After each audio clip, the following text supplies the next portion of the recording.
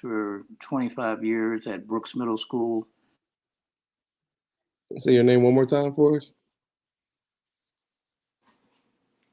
Mr. Shaw.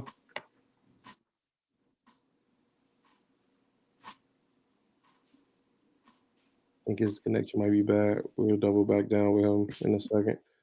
Go ahead, Ralph. All right. Good evening, everyone. My name is Ralph. I also go by the Traveling Educator. I'm a special education teacher. I teach in Washington, D.C., ELA. I've been teaching for over 10 plus years. I just love to teach and travel. That's me in a nutshell. All right, Ron. Hey, good evening. I'm Ron G. I'm a special education teacher myself at CPS schools. Last year I was in middle school. This year they placed me in primary.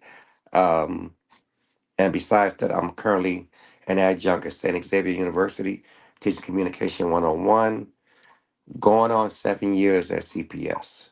So, All right, cool. Of course, I'll be your host, moderator, Quentin Wright, of course. Today in the Black Male Educator series, um, we're gonna compare education's past versus the future. Mr. Shaw, you back with us? Yeah, I'm here. Okay, cool. I'm gonna go ahead and give this question to you.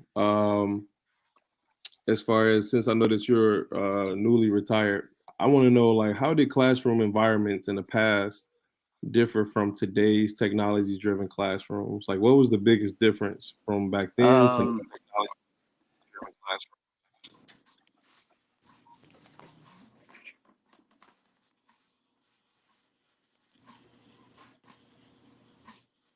Mr. Shaw's connection.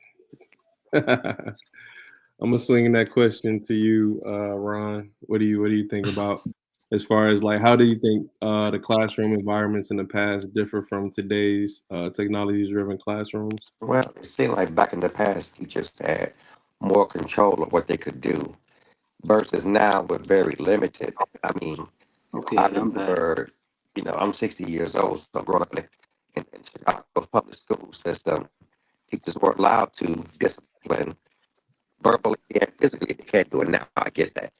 They were allowed to verbally discipline, physically discipline. But then you have parents, there was more parent involvement back in the day. Parents would come sit in the classroom, and my mother would tell me, don't even come up there and embarrass you. So I get a phone call. Whereas now, classroom could be a lot better, but there's no home involvement. There's no parental involvement. It's sad to see that when you see parents, they're only involved when there's activity. A school share pictures, or when you call them for discipline, two things happen. Either they don't answer the phone, or the second thing they always say is, well, they don't do that at home. Okay. We get blamed, and the control is less. And at some point, admin has taken a back seat to most of this, or they turn a blind eye. Okay. Mr. Shaw, what did you think? Because I know your audio got Well, cut out. well, 25 years ago when I started teaching, there was a much higher level of respect from students.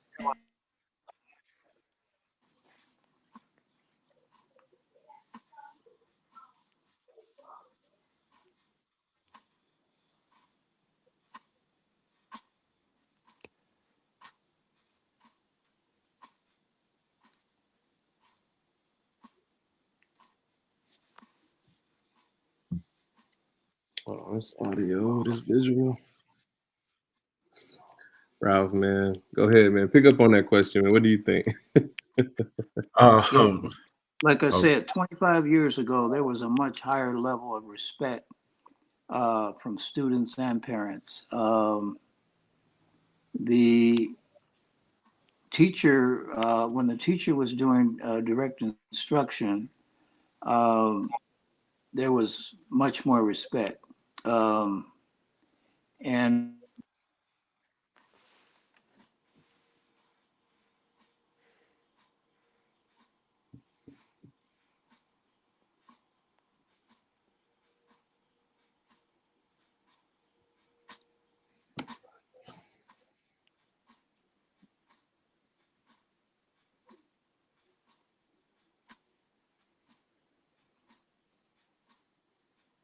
Go ahead, Ralph. All right, can you repeat the question again? Because I Man, know now it's the respect level is so low.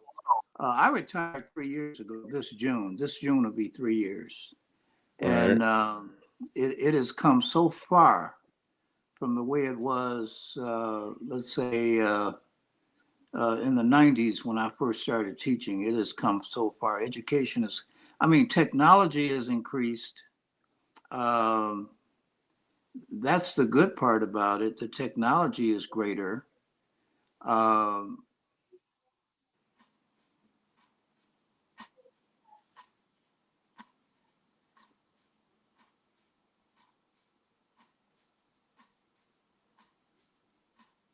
you want me to answer the question. Yeah, go ahead, man. Because you said the role of technology, and what was the question again? The respect in the classroom versus back the classroom environment and respect versus then to now. Oh, it's I can only speak for now. There's hardly any respect in the classroom. But Yes, what I do see students that are respectful, they tend to come from two-parent households or parents that have more involved parents. So, and also, just being a male in education, sometimes we get a lot of misplaced anger from our students because I teach, predominantly African American students. And without that male figure being present, a lot of students they just don't know how, like what a male is and how he may, and how he just conducts himself. Right. So because I played sports growing up, I knew the difference between someone who's being stern, coach being stern with you, or, just trying to uplift you because it looks different, especially from a male's point of view. And with that, sometimes the kids, they don't get that because it's like, since there's, not a male present. And like, that's the issues I've seen, with the discipline, the behaviors, because since they don't see a man present, it's more so they just tend to disrespect men because they're just not around. And I think that has to play that. I think that's a big factor of it. Okay. I know two of Okay, you now are SPED teachers. How do you think special education is viewed versus the past compared to today? I feel like it's a big difference from SPED back in the day to now because when I'm in general education classes, I view them all as like almost diverse learners because I can pick up and see the deficiencies, I guess, just from a naked eye from teaching SPED now. So it's kind of like I'm looking for deficiencies within the general education students. yes, because so like I said, I've only been teaching for like 10 plus years, so I don't know, but I can only recall from my experience as a student. Um, I didn't see disabilities at all. You know, it was like this hidden secret, like you didn't really see them, you didn't really interact with them.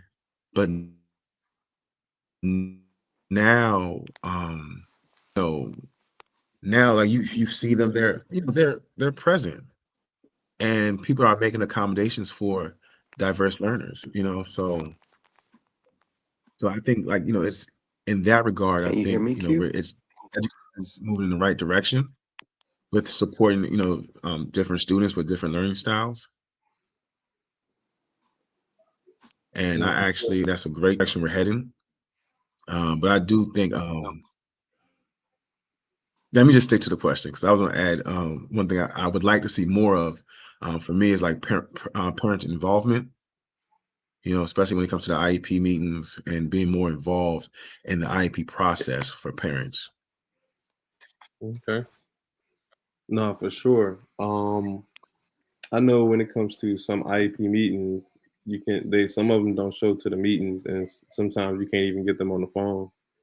And then I'm just kind of just stuck there looking like, where do we go from here? You know what I mean? Because you're there to literally create a plan for this particular student, and the parent is not there, and they're the biggest stakeholders. You know what I'm saying? So it's like, how do you just let somebody plan your life or your education for your kid and you not be there? So it's a wild ride when it comes to that. Mr. Shaw, Yes. yeah, I can hear you. I can hear you, Mr. Shaw. You have something to say or something to add?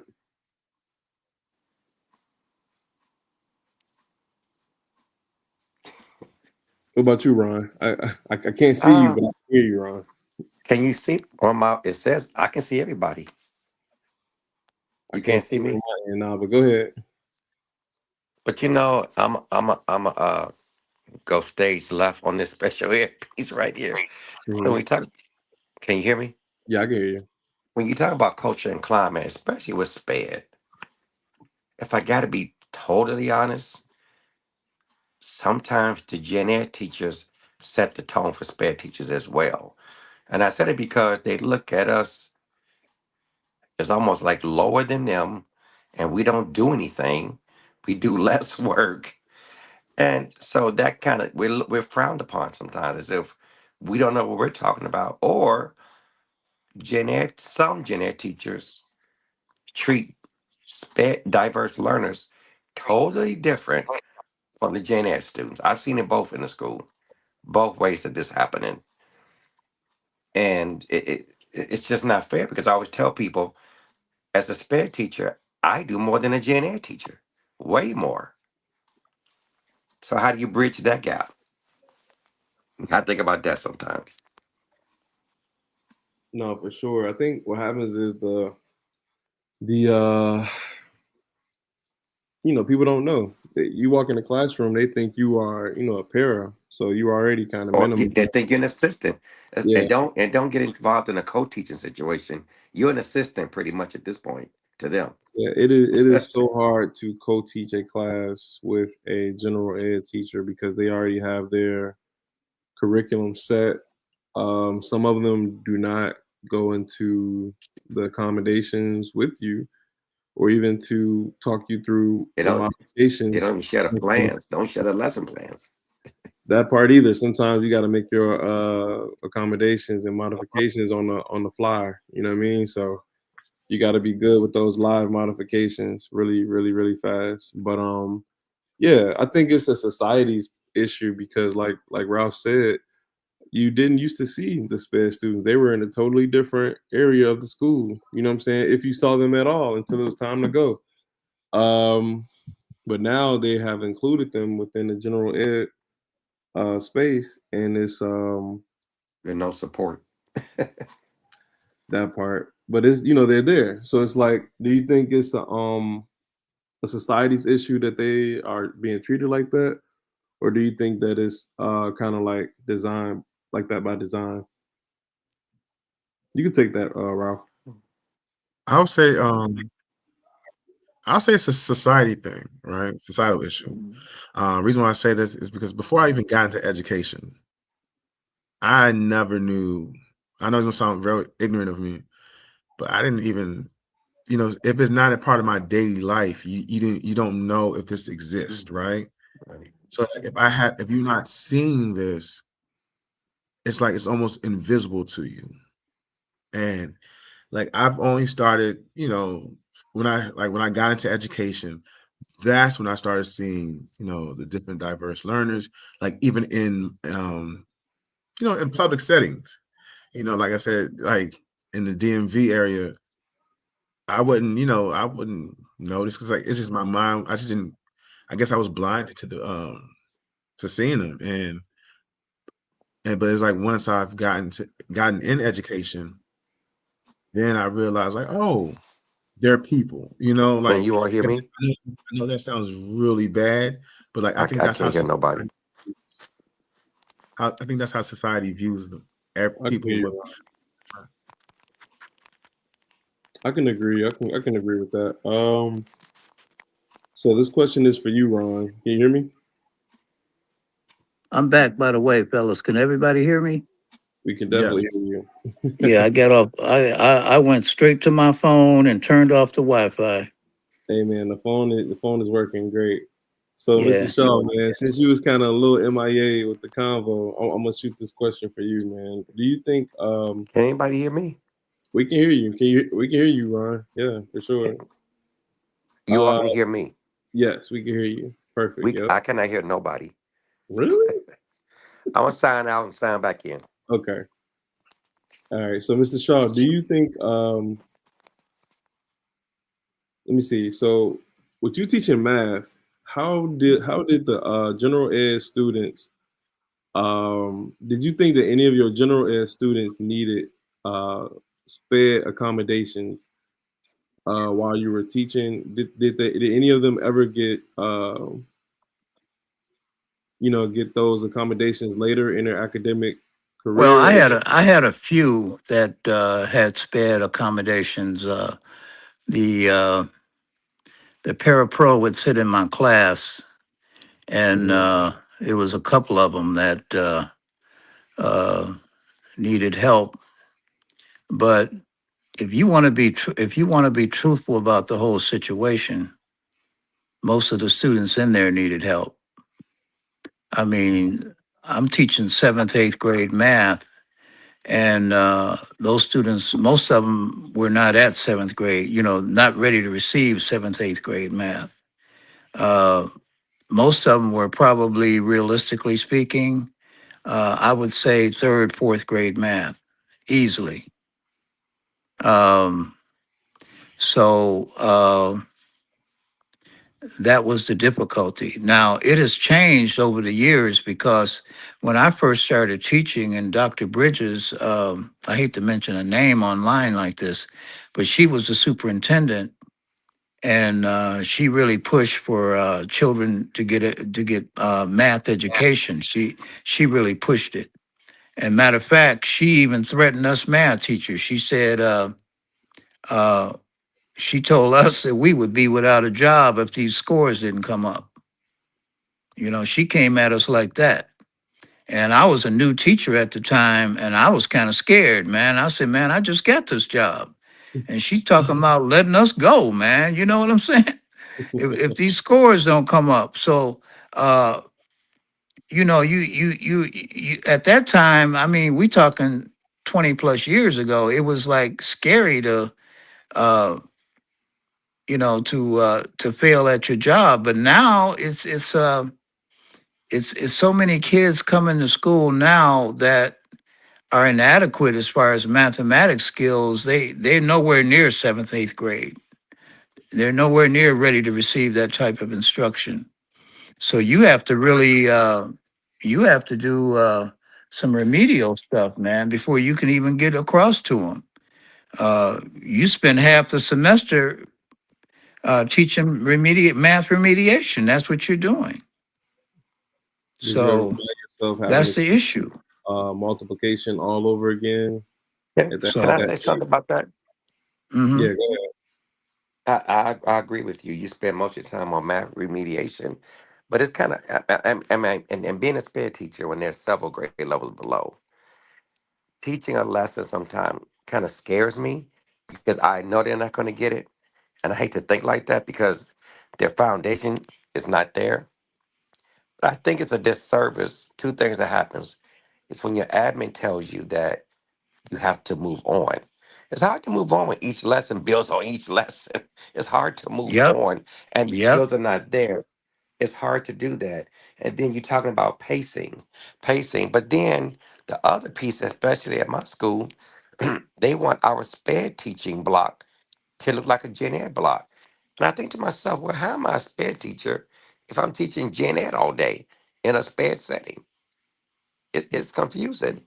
Like the math, like you said, multiplication. That's a doozy right there by itself. Mm-hmm. that math and word problems. Those two. Yep. But you're supposed to move That's on, right? Yep. Yep. I think that was probably the So worst I thing. found that most of the blame is going towards the teachers now. You know, I mean, you get the Oh, blame. it's called Uh, data. It's called data. The numbers on you now. yep. Yep. It's sad. Yeah, when I saw Yes, that it is. as they move along, um, as far as like when students do not So get the only thing I can see as far as remedy, I remember we in the early years when I was teaching, they had Saturday school for the parents. The parents could come up to the school and get some math teaching. You know, the teacher. I mean, if you wanted to work that extra time, uh, parents would come up to the school and you could help them with the math, so that therefore they could help their children with the math. Um and they stopped that program. I don't know why they stopped it, um, but that used to really help a little bit, you know, because the parents were at home to help the students when they came home. If they had any kind of difficulties with math instruction, the parent can kind of help the child. But now most of these parents are in the dark about any of the math, so they can't help their children with any math, any problems they have. And another thing they used to have, they used to be very good with after school uh, tutoring. Like you could get tutoring after school, and they would pay the teachers a nice stipend, and you would do after school teaching for a couple of hours, and try to help the kids with their math like that. You know, you did that kind of thing. They had math and reading. Um, but the problem is that our children are coming to us so deficient in education, and I hate to say this, but across the board, basically, you know. Y- Uh, y- You want to hear something crazy? mhm. Because I was in middle school math last year, sixth, seventh, and eighth. Sped. This I'm in primary. Do you know what's today? Sunday. I Mhm. just had I just had a second grader transfer into the school Monday in Sped, and she hasn't been to school most of her life. Second grade. We have a What was she student that doing? moving. Oh, okay. We have a seventh grader hadn't been in school since first grade. Oh, goodness. Just transferred. A seventh grader has been in school since first grade. is that a crime? So that means six Yeah, years but out of school. so how you Yeah. supposed to teach whole group instruction on anything when you starting from the basics? Mm-hmm. The curriculum Mm-hmm. at this point is out the window for this student. It is out the window. Mhm. I had a student, she's in third grade now. Her father just told me 3 days ago, hey, Mr. G, can you start giving my daughter that third grade math? I said, why not? He said, because I can't do it. I said, so why are you doing it? Well, she needs help. I said, you just said you're doing it. So I said, what am I supposed to do? Can you give me kindergarten work for her? This was just a couple days What? ago. He wasn't joking. He said the third and the second grade work I can't do, but I can do kindergarten. I said, well, she's being tested on these skills, and the things I send home are the things that we do in class. He said, well, if you send her that home, we're not going to do it. And trust me, I don't get it.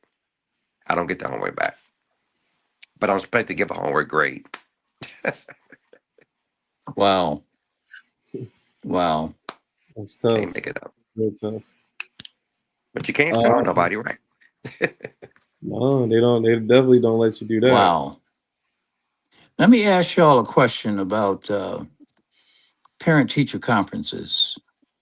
Do you find that parents come to the parent teacher conferences very combative? Um, they basically, want to know why their child is not getting the grade they think they deserve. Because that's, to me, that's when it comes out in the wash. Um, the parent teacher conferences. A parent will sit at your table or wherever you're sitting and tell you to your face that you're not a good teacher, that their child is not getting the lessons that you're teaching, and basically blaming you for their child's lack of getting the instruction. Does any of you experience that? Oh, I have before. And the way I like deal with that is I try to keep consistent communication with the I parent. can't hear anybody. Hey, Oh, Mr. Trump. I can hear you. Oh, I can hear you now. Now you're coming in. okay. Because I'll try to keep constant Now communication with you're the going parents back out. and telling them, hey, this is what your child's struggle areas. Use these interventions to support them. Now everything is fine. And if they don't do that, there's nothing I can do because you have to give homework. And I because we use this intervention called Lexia Power I Up. can't hear anybody. Can anyone hear me? I I can can hear hear you. you. Okay, so we use this Okay, intervention. I hear a voice now. We use this intervention called Lexia Power Up for ELA. It works on grammar, comprehension, and Can anybody vocabulary. hear me? We Yeah, I can can hear hear you. you. Oh, okay. All right. Okay. And with this intervention, it's a self-pacing intervention where if all the students have to do is just get on it. If they're actually, if they're actually getting on it and actually, working, you'll definitely see improvements. But it's like, are the kids going to actually do it? And can you hold the parents, accountable to have their child do the work? So it's kind of tricky because we're not looking at education as a like as a community instead of saying because all hands supposed to be on deck, but clearly it's not. And I think that's like one of the issues where parents are upset with teachers and teachers are saying, hey, parents need to be more involved. So we gotta it has to be fixed, and parents Okay. have to really be involved. So let me ask you guys this. I know you guys saying it has to be fixed. So my question to you all is, how can future education systems ensure equity for all learners? You want my answer?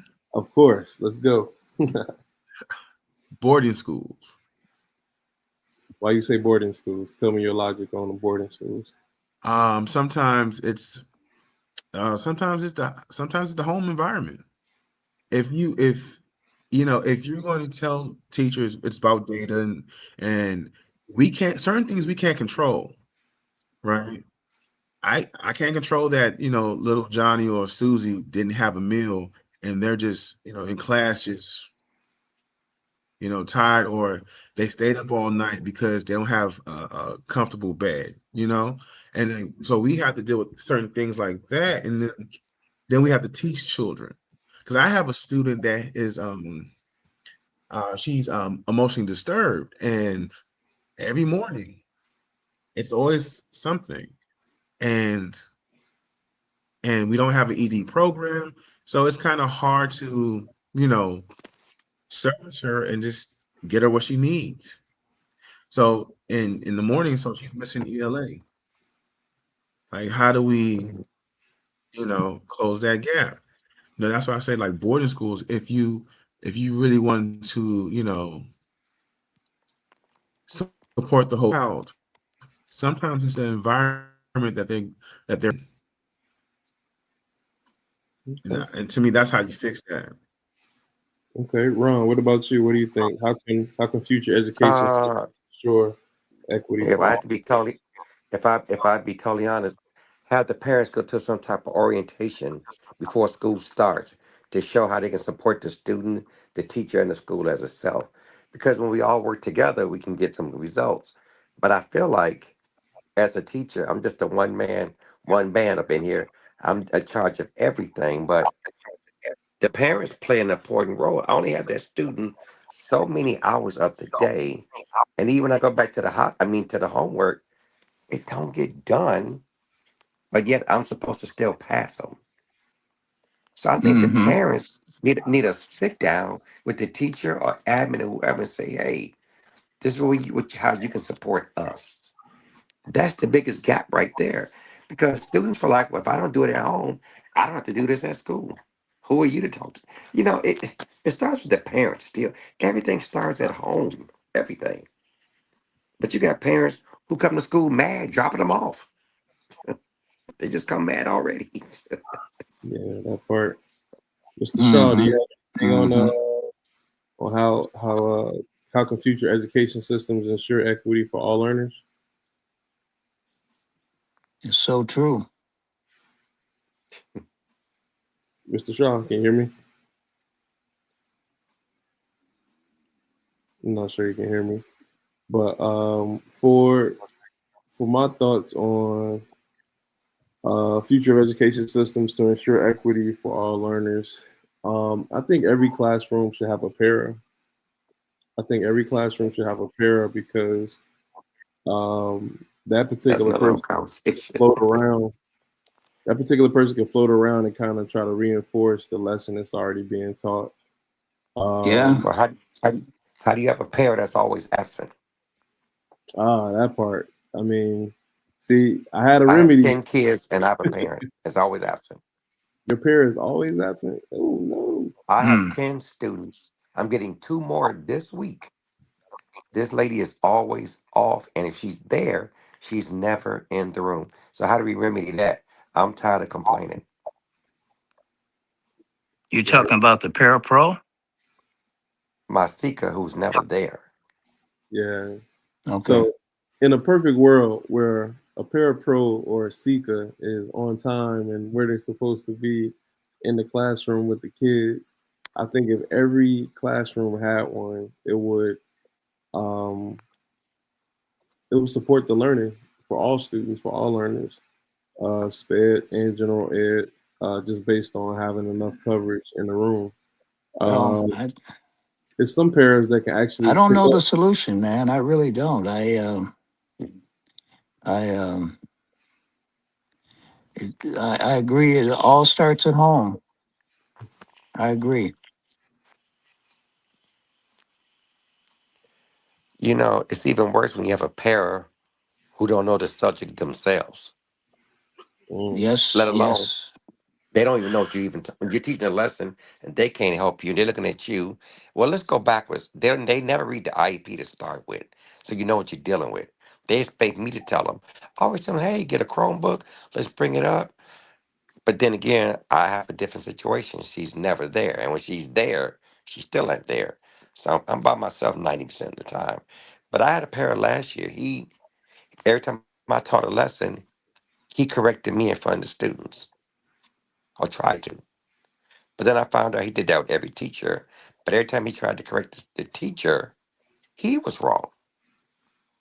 I had a formal observation, and he pulled that on me. I said, I got it.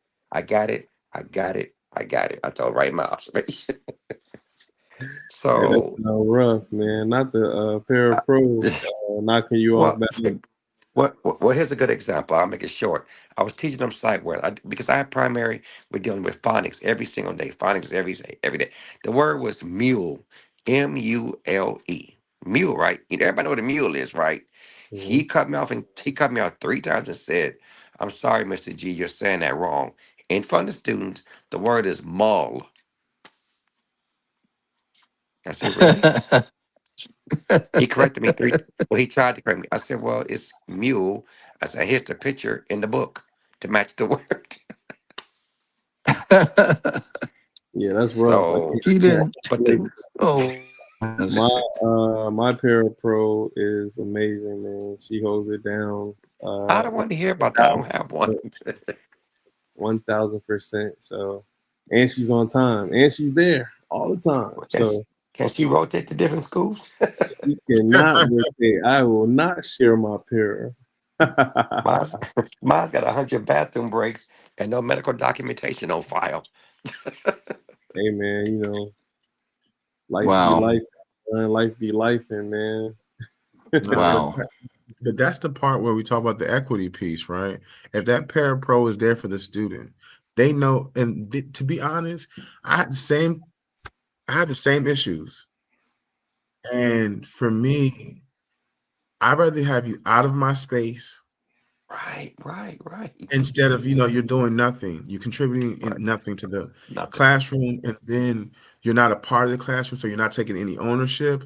And then when you're not, by not taking any ownership, then when I give you a directive, it's like an order. But I have my lesson plans in the room, and everyone knows their assignments and what to do. Everything is scheduled out, but you don't even take the time to look at the lesson plan to know where we're at. So And you hear me? You hear me? then constantly on their cell phones. You said frequent bathroom breaks. And Yes. for me, and then they tell me, oh, it's data. I mean, if it's my data in my classroom, I want them out. So I agree. if I'm gonna if I want to be if we're supposed to be a 5-on-5 basketball game, and I have to play 1 against 5 because people just don't want to do any work, I'll take 1 against 5. But you just can't be in my space and just do nothing. And the students see that as well, and that's they never get any respect from the students because you're not involved. And then when you're trying to correct the student, they're looking at you like, "What are you doing?" They'll back talk the The paraprofessional, parent. Mhm. yeah, and they look like as clowns. So because they're not professional, they don't care, they don't even want to be in education. It's just a job to them. So All right, so let's try to switch gears real quick. So with all this AI, artificial intelligence talk, how do you guys feel like artificial intelligence will support students with disabilities in the future? it won't, because if the students don't know how to, because kids are already now using Chat GPT and other things to cheat. They're not using it as a tool to actually help them or give them examples.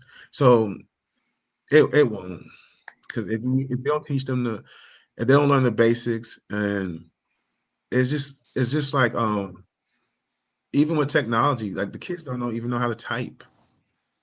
So this is Oh, the God. era Come back where in. kids are born with tablets in their hands. Students still can't type, and it's just like, what's the point of this? Why do we need all this technology? Especially if we don't know the basics, and you don't know how to use the tool. You're just using it to cheat. So Okay. I'll say I don't really think, I had a kid like plagiarizing, going to Chat GPT to write his essay. Yeah. And I know how you write. And how you speak. Yes. And when I saw the essay, I was just like, wow. That's not you. Yeah, of course. I knew, kid was using commas in places. He ain't never used no comma before. Well, like I told one student, I said, I love this word that you picked to write. Explain to me why you picked this word. That was it right there. Mm, exactly. So I don't think technology, like AI, and I think we need to cut back on technology. Yeah, I I'm not. agree. I agree. I'm not. I can definitely agree with that. I think mixing and matching it to specific units within lessons is cool, but I feel like good old book and paper is where it's at. Yes. You know, you If having students yeah. come to the board, you know what I mean, and draw it out and write it out has always been a a way to check for understanding. So I'm with Well, that. well, you know what? In my classroom, I don't use the computer at all. Your Chromebook stay in that cabinet 99% of the time. I use pencil and paper for because a computer doesn't show me your thinking, your logic. Paper, handwriting can show me that. So I don't assign nothing on a computer. Everything is done on paper because they can't write, they can't spell. We're still struggling with just writing a sentence. So a computer's going to do what for you? Because we never use our Chromebooks, and you probably won't, except for testing, of course. That's about it. I use it because we have to take it on the computer. But I don't, I'm like you, I don't use technology at all in the classroom. None. None. And Oh, I'm not sure if you guys are familiar with Grammarly. Yeah, That Grammarly, would yeah. Yeah, bas- yeah. that would basically write it for them. Well, chat will too. Yeah, so But it's like, you can't. Kids will ask, "Can we use Grammarly?" I'm like, "Nope." yeah, CPS just blocked Chat GTP throughout the whole CPS network. It's, even for teachers, is blocked. Oh wow. They just did that about 2 months ago. It got See, like for blocked. like for teachers, it's a But tool, but but Google has Gemini. CPS use Google for everything, but Google has Gemini AI. yeah, yeah. and also we have something called Magic School AI, but it's for I know about Magic teachers. School, and you have to Yeah, pay $100 a year. I mean, the school system pays for it, but I mean, I utilize that. Like, I mean, AI is good for teachers. It makes it, you can create, tailored lesson plans for your Yeah, for your particular student. But that's a great tool. Like, it makes the job easier. it does. So, well, I mean, I know how to get around Chat GTP on my computer at work because I've done it. Yeah. So what we're gonna do is I'm gonna ask maybe two more questions, and we're gonna wrap it up. So I want you guys to tell me. Anybody can take a stab at this one. Looking ahead about 10 to 20 years, what is one major change you hope to see in education, and what must we start doing now to make it happen? Hmm. Well, Go still, ahead. still start. Everything still starts at home, regardless. 10, 30, 40, 50 years from now. Everything still starts at home. Because, like you mentioned earlier, the respect is non-existent in these classrooms. We just don't have it. But 10, 20, well, I won't even be working at that point in my life. But I don't know what's going to happen 10, 20, 30 years from now. I don't know what the school system will even look like. I don't know. I agree, Mr. Shaw. You there? Here, can everybody hear me? Yeah, we can hear you. I want you to tell me, since you're retired, I want you to tell me if you could give one piece of advice to future educators and school leaders, what would it be? Well, I think that Trump's attack on education, the education department, is that's a crime. A crime in and of itself. You're a little And I bit choppy. think that Hold on one second, Mr. Shaw. Try to talking to your phone a little bit better. You're a little bit choppy on your end. it's breaking up on my end. I'm right directly into the mic. Can you hear me? I can hear you now. Yep. Yeah, but best thing moving ahead 10 or 20 years from now is that the parents have to become more educated. I think that the parents should start seeking advanced degrees, and just even a bachelor's degree would be fine. And therefore that they can teach the children because uh, usually when you find educated parents, the children pick up on education. Uh, and they come to school with a definite eagerness when their parents are educated. Uh, because that's basically the way I grew up. I grew up with parents had a degree, or they had advanced degrees or something like that. And you picked up on it and you wanted your children to be that way. I mean, you were that way because your parents were that way. And I think that's the push right for me. That's going to have to be the push that turns this whole thing around. The parents being educated, and therefore the children see that and they want to be educated. Because when I grew up, there was no speaking ghettoese in schools. You didn't speak ghetto. You didn't use slurred speech. You didn't use none of that. You spoke clear, plain English. Because why? Because you got that from your parents. So I think the big push is the parents to become more refined and better educated. That's the solution to me. What I see in the next 10 or 20 years, this is what has to happen.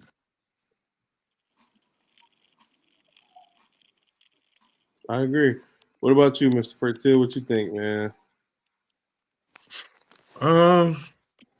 I think if the people are right, all right. It's like some of the like the parents that like some of my students that their parents. I'm older than their parents, and it's just I think the community, the people have to be better. You know, once that happens, then the kids will be better. It has to go back to home. Um, because I have few students that they're in the 6th grade, and I'm just wondering how they don't have an IEP, and I'm wondering how did you make it this far, not knowing how to read, Right. and you're in the 6th grade, like, and it's just like so many people failed you before you came to school. So many people failed you, and how do your parents know? How can why do your parents know you don't know how to read? That's that's why I say if the community is better, if the parents are better, then the children will be better. Because if you can catch that early on, I like to sometimes I tell my students this story. When I was a kid, my father never saw me read a book, so he automatically assumed I couldn't. That's a great assumption. If you didn't see him do it, I don't think he can. So my father, hooked on phonics was a big thing. So he said, I'm gonna get you hooked on phonics so you can, learn how to read. I was like, what are you talking about? I know how to read. And I was just like, I'm crying, like, I'm not about to be put on hooked on phonics. I'm like, I'm not an idiot. I just do my homework before you don't see me do my homework and you don't see me read because like certain books I just didn't care for. I'm in elementary school. And then so I just read for my father. And he's like, oh, you can read. You're just lazy. So he left me alone. But like these parents have to know where their children's skill set is at. So once they figure that out, then the kids You will be grow fine. them Because from where they are. Yeah. exactly, because like to be honest, in like the school system, we all know this to be true. You're not going to be fully educated on everything. You're just not. You're just given a tool for your toolbox, and they're just moving you on. You collect a tool, you might get a hammer, you might get a wrench, you might get a screwdriver, but you're getting a tool as you move along. But it starts at home. I agree. I'm gonna let you guys, man, drop your names, drop your social medias, man, if you want to, before we get out of here. I like to thank each and every one of you, man, for participating in Black Male Educators series. Today's special was Education's Past versus the Future. And man, appreciate you guys, man, for coming and having some serious conversations, man. Appreciate you, and happy birthday, Ralph, man. Thank Mr. you. Happy birthday. Thank you. But go ahead, Ralph. I know you got your social media. Everybody can follow you on. Yes, on Instagram, the traveling speducator is the underscore traveling underscore speducator. And I also have a YouTube channel. It's at the traveling underscore speducator. Go ahead, Ron.